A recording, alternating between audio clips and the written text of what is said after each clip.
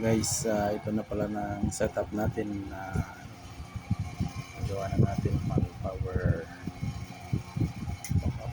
generator natin. Ano ba tawag ito? Power bank style.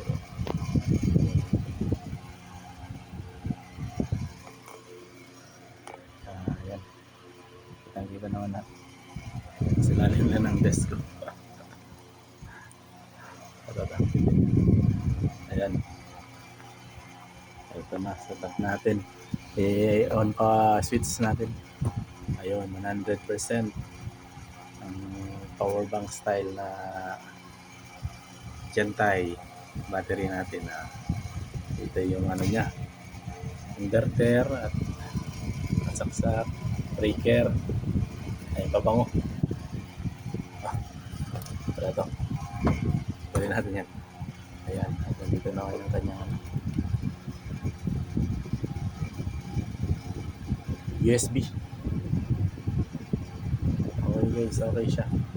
Ito na setup natin. Sunod na upload natin ay lagyan na natin siya ng ng solar panel saka MPPT. Okay guys, ayos na ayos siya. So natin yun.